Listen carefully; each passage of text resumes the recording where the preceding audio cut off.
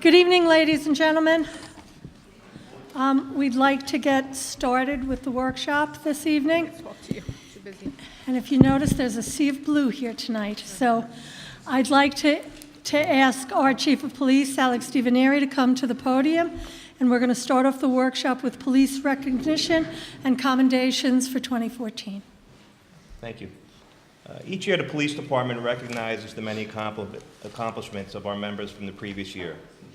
Before this meeting, I met with the members of the department to recognize and distribute awards and ribbons for their 2014 accomplishments. Recognition was given in categories such as years of service.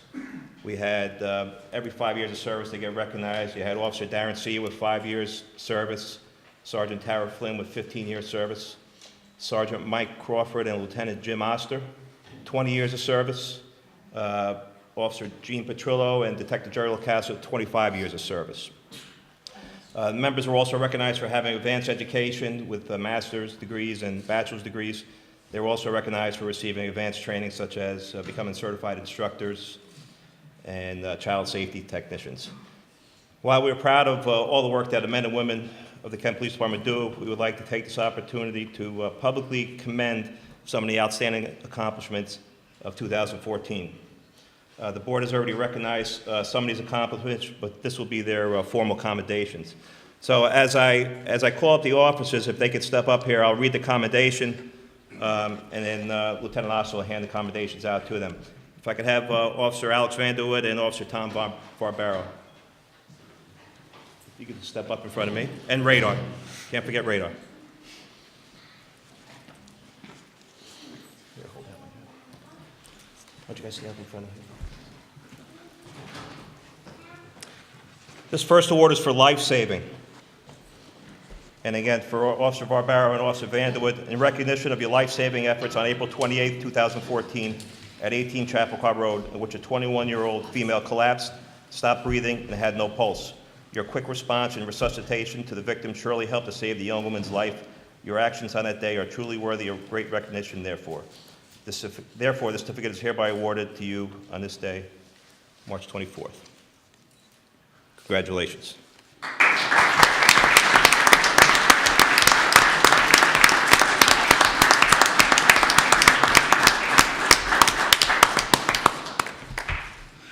Alex, if you could stay up here just for...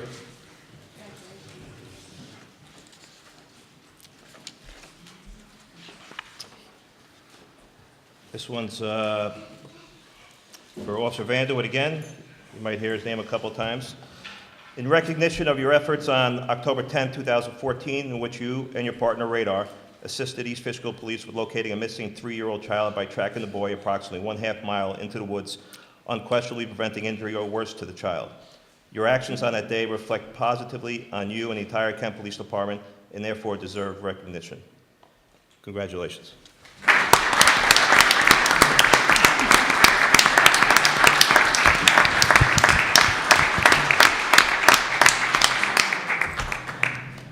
If I could have Officer Ford and Detective Beauchene.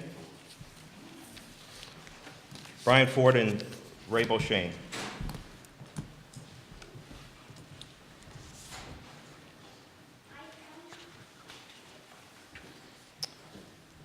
This is in recognition of your efforts during a traffic stop on November 14, 2014, which resulted in the arrest of a suspect and subsequent seizure of a large quantity of drugs. Your actions on that day reflect positively on you and the entire Kent Police Department and therefore deserve recognition. Congratulations.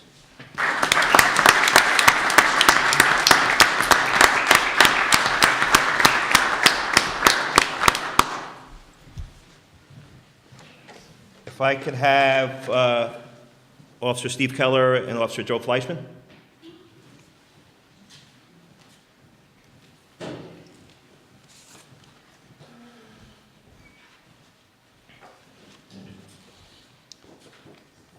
This is in recognition of your efforts on September 19, 2013, involving a vehicle pursuit and subsequent apprehension and conviction of a predicate felon suspect driving under the influence of drugs. Your actions and diligence resulted in a multi-year prison sentence for the suspect and reflects positively on you and the entire Kent Police Department and therefore deserves recognition. Congratulations.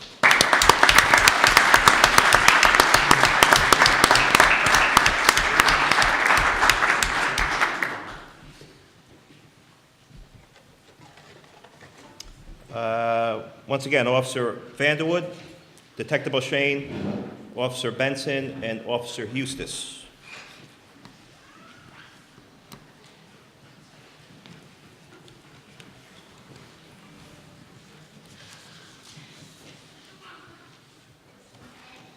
And radar. Can't forget radar. In recognition of your efforts during a traffic stop on September 13, 2014, which resulted in the apprehension of 2 suspects and the seizure of a large quantity of cocaine and 2 vehicles, your actions on that day reflect positively on you and the entire Kent Police Department and therefore deserve recognition. Congratulations.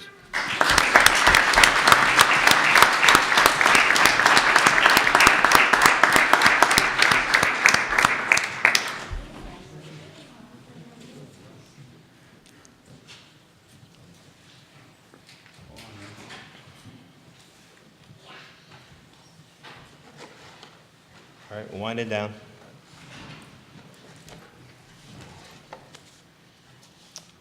If I could have Sergeant Mike Crawford, Officer Joe Fleischman, Detective Jerry Locascio, and Officer Alex Vanderwood. Yeah.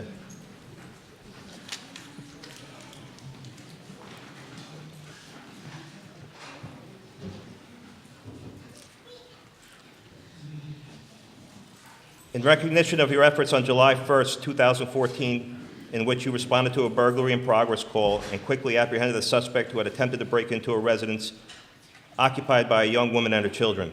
Your quick response and teamwork with other officers on that day reflect positively on you and the entire Kent Police Department and therefore deserves recognition. Congratulations.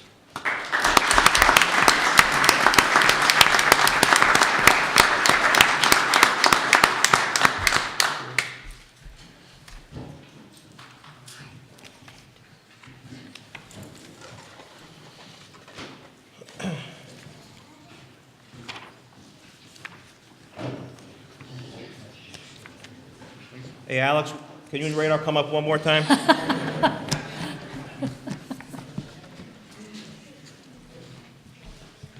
Trying to get your exercise in. The next award is the Chiefs Award. And the Chiefs Award is awarded to the member of the Town of Kent Police Department who best demonstrates overall outstanding attention to duty and exemplary service to the community. And this year it's awarded to Officer Alex Vanderwood. And let me read the...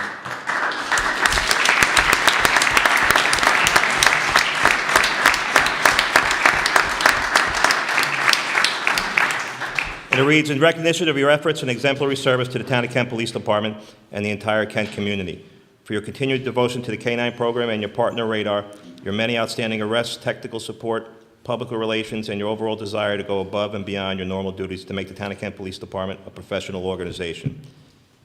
Congratulations.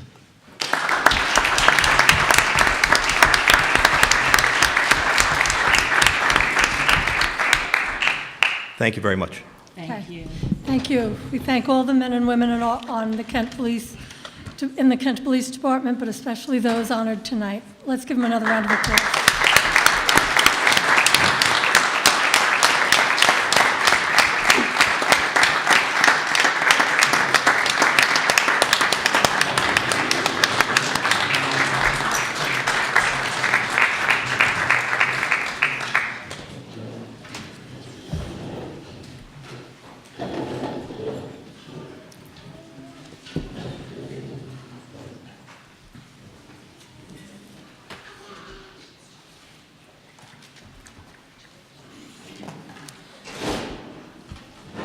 Okay.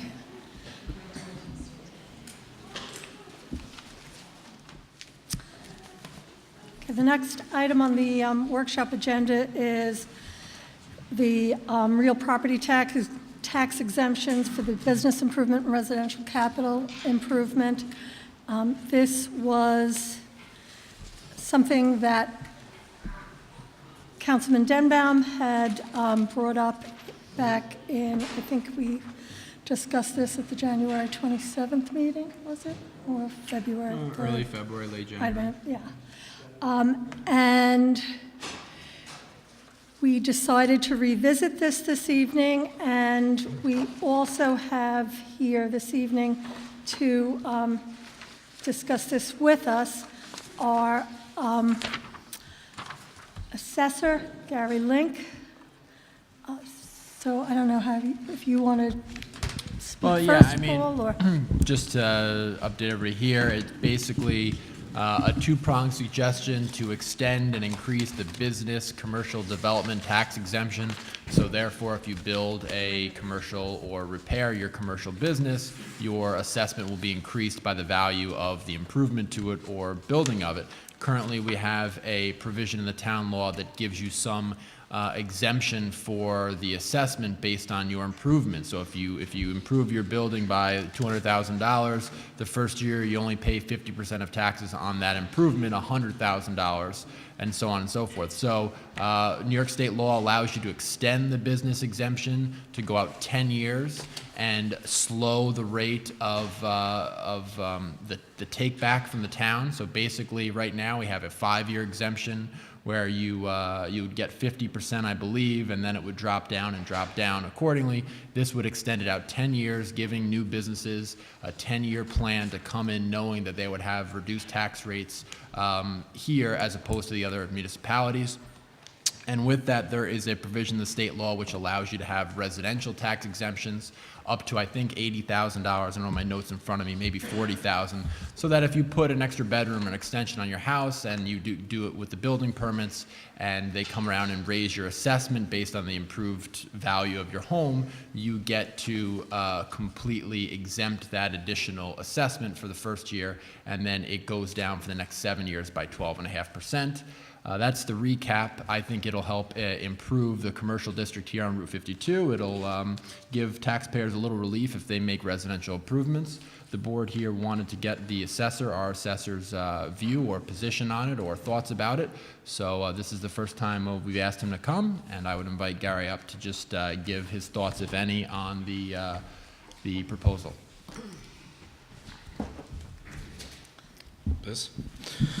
Thank you so much for inviting me here tonight.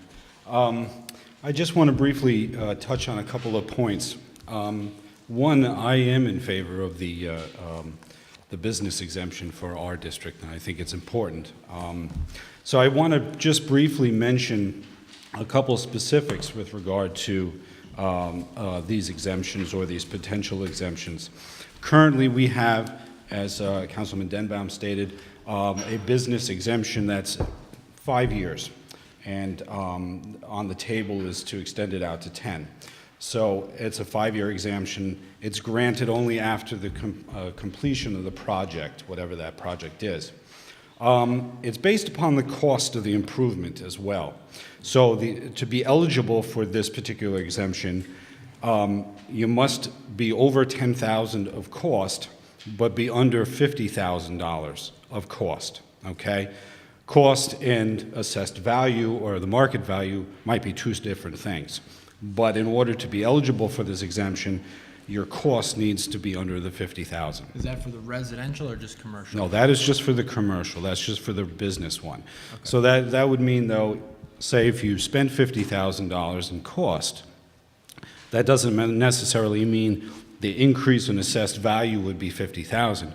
It could be $100,000 depending on market value. So cost doesn't equal market value. So if it's $100,000 of increased assessment, obviously the 50% would be off the 100. But in order to be eligible for the exemption, you need to be between the 10 and the 50 in the cost amount. Because on the application, it asks you that specific question: how much did it cost you to build that improvement on the business thing?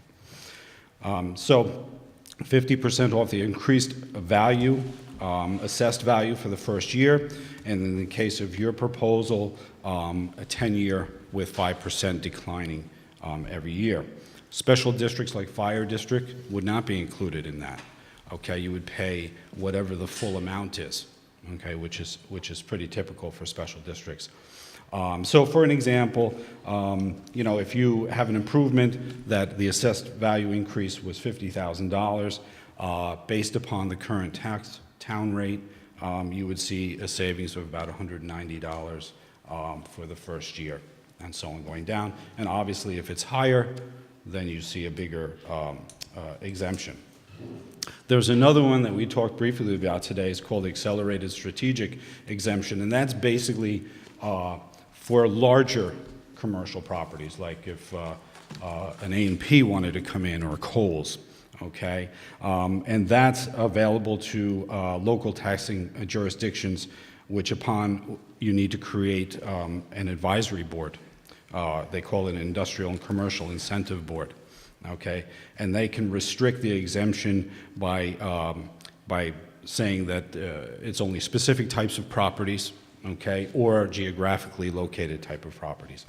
And this is done basically to encourage targeted economic development. Okay, so we're talking larger commercial structures. And in the case, the amount can be over $50,000 in that way. So you can go higher, but it needs to be done by a resolution and be recommended by that particular board. And in this case, the accelerated one would be 50% within the first 3 years, 40% in the fourth year, and so on like that. So I'm thinking that we're obviously staying with the basic one because that's where we are currently, unless anybody knows something I don't about Kohl's coming here or something. And then the other one is a residential that is also on the table. And that's the value of the construction project, which is market value, needs to be over $3,000, but a maximum of $80,000, which you had mentioned before. Local jurisdiction can lessen that amount. If they think the $80,000 is too high, they can bring that down. And a taxing jurisdiction may limit the forms of reconstruction, alteration, or improvements that may be eligible for that thing. Ordinary maintenance and repairs are not included in that, so it has to be some sort of alteration or improvement, like an addition and so on. This exemption is for 8 years, and it declines at a rate of 12.5%. And so, for an example, if an approved assessed value is $80,000, your first tax-exempt savings would be approximately $608 for that year, and then declining from there. So you set a base at the beginning, and then you work off that base of whatever that improvement was. So that's basically it. I mean, I am in favor of business, doing whatever we can to invite business here and creating some sort of business district that would be very helpful to do. So, if anybody has any questions. What do you consider large? I'm looking up Route 52, 311.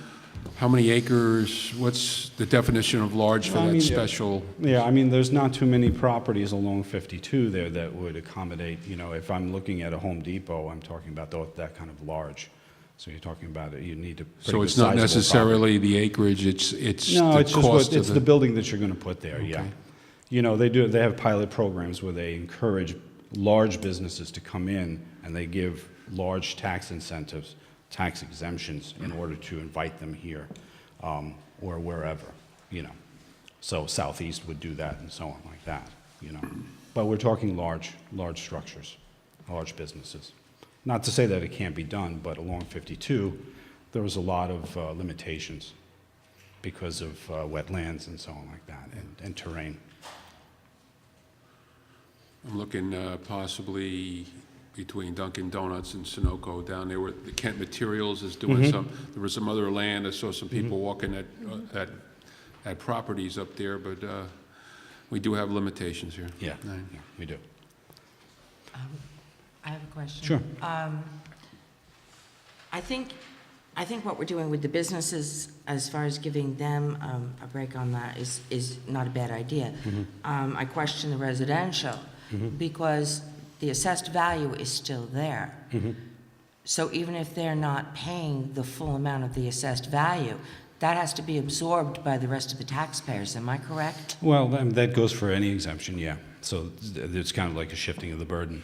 So if somebody wants to put a swimming pool in or an addition on their house, they're getting a tax break, but it's on the backs of the rest of the taxpayers. Am I correct? In a way, yes. Okay, thank you. You're welcome. But we're, just to go on to Penny's point, but if you add value to a house, if you add $80,000 to the house, then the total taxable value of the town goes up, and they're paying what, 50%, right? yeah. So they're actually paying more taxes the year after they put the addition onto their house than the year before. So you're adding money to, they're adding more money to the pot. They're just getting, a break because they're the creator of additional value of the town, which then eventually all comes on the tax rolls, which they will then pay throughout the remainder of their ownership of the property. So it does increase the amount of money coming into the town, at least and correct me if I'm wrong, if you have a house that's valued at $100,000 and now the house is valued at $180, Yep. and they're going to be paying taxes on $140, so they're paying more taxes to the town. The town is getting more taxes out of them. Well, eventually speaking. Well, even the first year, Going in time, because right? if the I mean, first- are you talking the residential? You're talking Yeah, like for business? example, residential. And a lot of Lake Carmel houses are small houses. My house is a very small house. You can do a lot with $80,000 of work. And so, just for an example, if you had a house that was assessed at $100,000 and they expanded the house and now it's $180, they're going to be paying taxes on an assessment of $140, right? With because 100%? you get With 100%? with 100% on the initial amount and 50% on the. Well, the business and the residential are two different things. So if it's an $80,000 increase, Yeah. and you're giving 100% on the $80,000, But that goes down Right. 12% per year. Correct. So the second year you're already, or the first well, year. you're actually. kicking in, yeah, right. But if we're talking, the first year, then, The first year you'd be clear. Correct. Second And then- year you're and paying then- more then- taxes. Third year you're paying more Correct, taxes. yeah. Fourth year, fifth Yeah. year, sixth year, Right. throughout. You get a break, but you're still adding revenue to the town. That's what my only point. over time you are, yeah. Yeah. Right, but I think the concern is that the value has gone up, and since you're not paying on that value, that increases the value to all the properties. So everybody else is kind of kicking in. I mean, they're not kicking in, your 12, each individual homeowner isn't kicking in a fortune, but everybody is kicking in to pick up the people that have put in the extra bedroom and, the swimming pool, whatever. Yeah, but in theory, that's under the idea that you're going to keep the exact amount of taxes raised the same.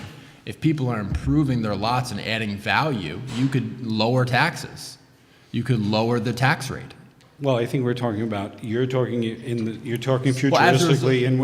but as a and they're result of talking- increased value, as a result, if everybody's, if the total assessed value of the town goes up, and we're only going to collect the same exact money we collected last year, then the tax rate goes down. Well, if the overall assessed value in a town is Is higher, raised, which it right, would your be. tax rate would be lower if the budget stays the same. Exactly. So my point is that, yeah, in theory, everybody the first year is going to have to make up the difference, but if we don't raise taxes, everybody's going to get a tax cut anyway, and the impetus for the tax cut is that people are improving their lots and adding more assessed value to the rolls. How's everybody getting a tax cut? Well, let's just assume that people take advantage of this exemption and increase the value of their property, even 10 or 20 people, and they add $500,000, $1 million value to the tax rolls, right? Since the roll of the taxes are up, the assessed value is up, right? Then everybody pays a little higher rate, but then taxes can be cut because we don't need that extra money. And then in the year or two, this person who improved their lot and added value to the town's rolls is now paying the full freight. It's an exemption that allows for the increase in infrastructure, the increase in the town tax, overall base. And then, unless you want to raise taxes, which I don't, if the tax base increases, then you can cut taxes across the board. Well, that's obviously one way of looking that's- at you're it. I not mean, gonna see that- that has a lot of different factors, variables that need to happen, right? Well, but you're not going to see that in the if I put a bedroom on my house, you're not going to see an overall tax cut. You're going to see it more in the commercial sector when you have bigger buildings coming. Right. But the theory is the same. If we have more valuable property in this town, and we don't want to actually raise the amount of money coming into the town, then the tax rate would be cut, and we would have more value to the town, and buildings would be improved. if someone is improving the cost or their property value, and they're only paying a certain amount of tax rate on that assessed value, the rest of that assessment is picked up by the rest of the taxpayers, Well, at least for a period of Yeah, time. absolutely. So the rest of the taxpayers would be paying for that bedroom, or that swimming pool, or that sun porch of For- their neighbors For a snapshot in time, yeah. for a period of time. Until, And you I know- don't see where that's gonna save us tax money at all. I don't see where that's gonna Well, lower the there's taxes in there's the different long ways run. of looking at it. There's Councilman Denbaum's way of looking at it futuristically as far as, bringing in value and extra value to the town and revenue to the town and so on like that over a period of time. And then, then there's the immediate effect of the exemption and the burden on the taxpayer. I mean, I guess the only way I can respond is that if everybody here owned $1 million home and we kept the tax rate the same as right now, we would be swimming in money here and we wouldn't know what to do with it. When you increase the value of all the properties residential in town, or if you increase the value of some commercial properties in town, then you're able to pull in more money with the exact same tax rate. And if you're pulling in too much money, then you can actually cut the tax rate. And so there may be some, the first year, they're only paying 12% less and so on and so forth, but the permanent thing is that you're adding more value to every assessed property. The total assessment that the town takes in is now added because we have more valuable property here. We have properties that are worth more. So based on the same rate, we'll be generating more income to the town. So, and you expect that to happen? What do you mean, do I expect? No, I mean, what you were saying. I mean, Well- that's your vision, right? Well, it's a theory of economics Okay. that I subscribe to. If you Okay. lower taxes, you create incentives to spend money and get more bang for your buck. It'll happen. It's more probable to happen in the commercial sector. But if we advertise and we say, hey, this is what's happening, and people actually crunch the numbers and say, hey, I would like to put an addition on my home, but my taxes are going to be $14,000 a year now. But for the first couple of years, it won't be that much. Maybe it's something I can afford. I think it matters. I mean, I look out there, my wife and I just had a second child. We live in a very small house, and we've looked at houses in the town of Kent. And once you get to that third bedroom, you're in the $14,000 a year taxes, and that's not your fault, and that's not our fault. That's the school district's fault, if we're going to place blame. But the thing is at some point it becomes untenable to live and raise a family in the town of Kent. Nobody in their right mind, if they didn't have a connection to this town, would decide, I'm going to live in the town of Kent instead of East Fishkill, where I will give over $7,000 of my hard-earned money more. And I think we have an obligation here to do the best we can to raise revenue by increasing investment in the businesses and the residences. And do I think we're going to be, hauling in buckets of money? No. But I think it's a right, step in the right direction, and it gives a signal that this town is open for people to come buy houses, improve houses, for people to come and build properties in our commercial district. On the backs of the taxpayers. On the backs of the taxpayers, who very many cannot afford that. I give my neighbor kudos. If he can improve his house value, that's wonderful, but I don't want to pay for it. And I don't think the taxpayers in the town of Kent want to pay for their neighbors' improvements. That's just my feelings. I don't know how anybody else feels about it.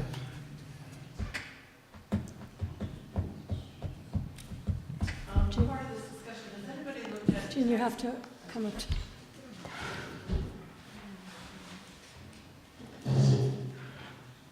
This is the first I'm hearing or thinking about anything to do with this tonight. But currently, I believe we have a number of exemptions in town for individuals, whether it be veterans, senior citizens, maybe some fire service, disabled, whatever. From what little I know, their houses stay at the assessed rate other than the normal acceleration. Okay. So that also, with no disrespect to anybody, is on the backs of all of the taxpayers. And seniors. And seniors, exactly, it is. And I'm a senior, you know, one of these days, we're all going to look for those exemptions. But it's interesting to me that if you can, and I would have to look at the math and economics because I'm not a math major here, but if you're raising the assessment, which you're not doing with all those other exemptions, might there be a benefit, you know, as Councilman Denbaum is ascribing that there may be. But I also wonder, how do we, or is it complicated that one of those individuals or groups of individuals that are already receiving an exemption, how does this factor in if they then want to improve their property or their value? Is there any double jeopardy, for lack of a better word, exemption, or opt out if you're already receiving one, you then can't receive another one for improving your property? I don't know. I don't see anything that would prevent you. I mean, I don't know if we have senior veterans or, you know, senior, you know, I assume you can fall into more than one category. You can be a senior and you can have an agriculture exemption, and if you want to, you know. You get multiple Sure. exemptions on you. Sure. Right, so if you're already receiving an agricultural exemption, for example, and then you want to increase, I don't know, your horse barn or solar or, you know, windmills or whatever it is that you might put there, then you're getting an exemption on that.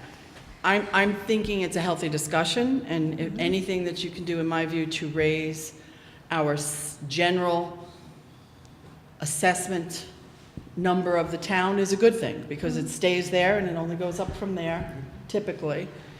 And we have a pretty stagnant assessment rise now, is that true? Yeah, it's very low. And it's been going down, not up. So as it goes down, you know, there are other hardships with that. So I think it's worth the healthy discussion. You know, I don't think anybody wants to sign on today. I don't. I'm not against discussing it, Jean. Yeah. I think it is a good discussion. I think it's a good discussion to have how we can raise our assessment, because I think once you raise that level of assessment and the attractiveness of our neighborhoods and the attractiveness of living in the town of Kent, to pay that extra $7,000 or whatever it is a very good discussion to have. The other comment that I had or question I have with regard to the business exemption, if we were to put the business exemption in as it's proposed, are we then ahead of the curve for the other towns? Are we level with the other towns? Are we in competition with the other towns? What are the business exemptions for the towns that are around us? Do you know? I haven't looked, no. Okay. No other towns have business exemptions. They have through the county. But they, you know, No other town currently has a not that business I'm- exemption? Not that I'm aware of. Not that I'm aware of. that Are they any of have them considering them? The local, no. And No, the a lot five- of them had them on there prior to '96, and when they did the countywide revow, they had taken them off and transferred that to the county. And the 5-year that's in place, how many people have taken advantage of I that? don't have anybody. You have nobody who's taken advantage of the 5 that we have. So clearly, that's not working. Well, in defense Well, of the my, 10 might. Well, no, in defense of my theory here, and you know what the reason is, I'm not sure. But if you go to the town of Kent's website, which is still in the process of being redone, but if you go to the website right now and you're a senior citizen, you can find that exemption form. If you are a veteran, I believe you can find that exemption form. Your agriculture, you can find that. I did a quick perusal. If I was a guy building an addition, and I didn't know much about taxes, and I couldn't find the commercial form. So I don't think it's well advertised. I think this will help. I hope any businesses out there that are improving this year will come back next year and file for their exemption, because we already have a 5-year law on the books. So, for example, and I don't want to, you know, there's an automotive business in town that did a Yes. very big, they didn't file for this exemption? No, I can't make people The file guys for the up exemption. on 52, whatever that is, highway reclamation, they didn't file for it? Like I said, I can't make people file for it. But No, I understand. In their And defense, you couldn't find it. So it's not advertised? And I brought this up in January, and now this is the second meeting, which 20 people will be watching on TV, but at least maybe those 20 people will tell other people. I think it's important that the tax benefits that are on the books, which Gary says are unique to this town, need to be advertised to bring growth in. And let's face it, the Southeast has a landscape and a land area that is very promising for businesses. They have these roads like 22. They have these big lots people can develop there. The town of Kent doesn't have that. And our tax rates are higher than theirs are, and we have a lot of watershed issues. So any leg up we can get is good for increasing our business district. And as to the backs of other people paying for it, the increased assessment is permanent until the building is not worth what it is. So for the 5 years that maybe everybody else is picking up, which I don't entirely agree with, but even under that theory, if you put a business on a lot in 52 and it stays there for 30 years, 20 out of the 30 years is paying a full freight that it never paid before. And if this exemption can make people think of the town of Kent when they're picking out an area to build, then we've just gotten 20 years of taxes at full freight. I just have two other questions. Thank you for those comments. One has to do with, I forgot one of them already. I need my senior exemption now. One has to do with, like, Kent Manor, for example. You know, is that considered big? There's going to be a commercial whatever there. Would they be eligible? Because I believe, if I remember correctly, and I'm a little foggy there too, the agreement of stipulation that the town gave, those taxes are already cut for like 16 years or whatever from the time it's built. How do you get an exemption on an exemption? That's a question that I would have. You know, is anybody already opted out because they already are not going to be paying these taxes? And the next I remembered, comparables. So if our assessor were to say, my house, a house is worth $80,000 today as an assessment, they put a $200,000 addition on, which brings their assessment up to $140,000, okay? You know, for sake of argument. It goes from 80 to 140. Is the comparable that I would use or someone would use to grieve their taxes based on the 140 or what they're paying? The ability to grieve your taxes is what is the market value of your home. Market value, okay, not what it's assessed. No, Okay. it's- And so the market value of that dictates house, what you're assessed at. even though they're paying less, would be, you know, whatever it is, 200,000 or 180, then I would grieve, if you would, on a comparable based on that. Yeah, but the comparable is just a way to get to what is the market value. No, I realize that, but those were my quick questions and thoughts. I didn't hear anything about it. I'd like to see more.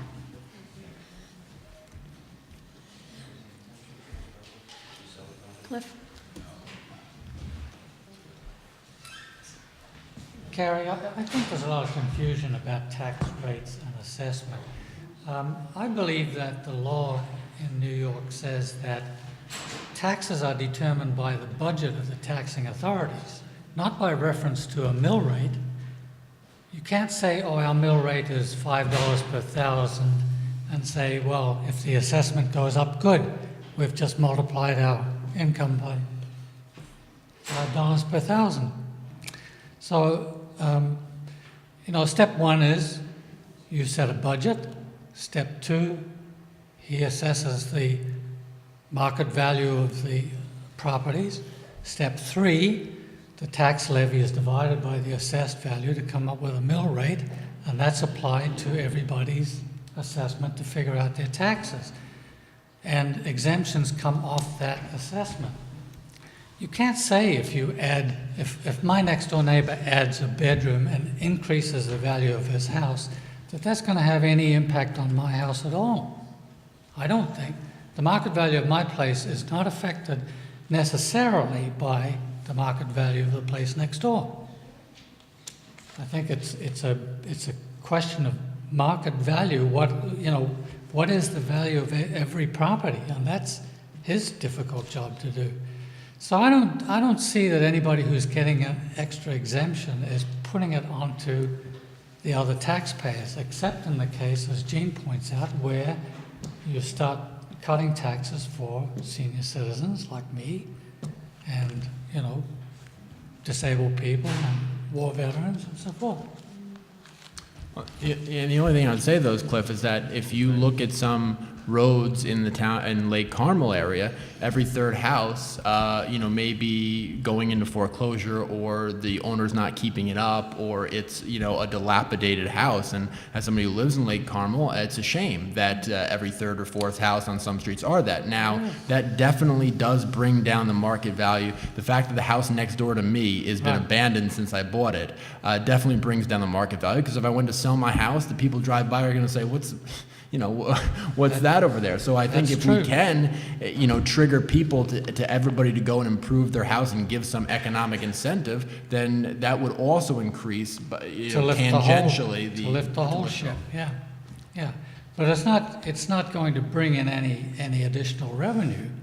bringing in additional revenue requires you to set a higher budget, the school board to set a higher budget, the fire department to set a higher budget.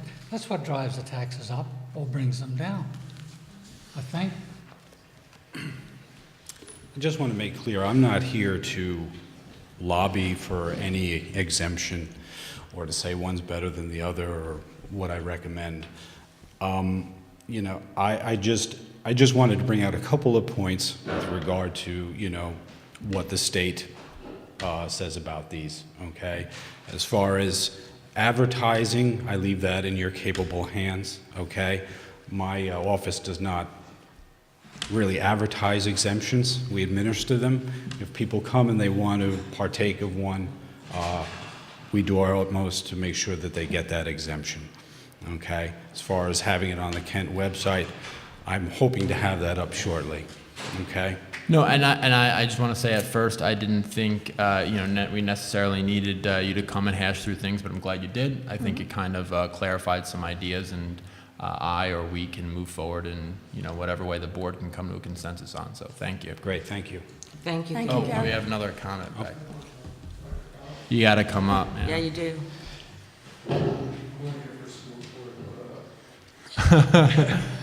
Well, like as he was talking about, I bought my house in Stormville purposely to keep Carmel School District, but for the tax initiative. I was paying $8,900 compared to what I'd be paying in Kent for $15,000. I know a lot of people my age that won't buy around here because you can even get lower taxes in Westchester. You might not be in the nicest area, but for your commute to where a lot of people work, you're right there. Eventually you could probably build up to get somewhere else, but no one is everyone I know around here is going to struggle to pay these taxes around here and not buying anything. A lot of people I know are either going further north or a little bit south to get different areas. That's just my opinion. But if you can do anything to kind of break the residential cycle, you might not see it. Yeah, it might fall on the backs of other people to begin with, but in the future, if it'll help raise that every third house that's being condemned because they couldn't keep up with their taxes, you'll start seeing a difference 10 years down the road. Thanks.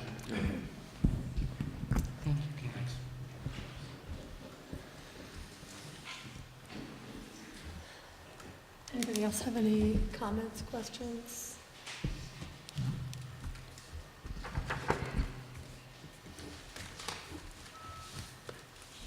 Highway Department. We have our highway superintendent here. Rich, we have 3 highway department issues on the, you look surprised. It's Rich Othmer? That is.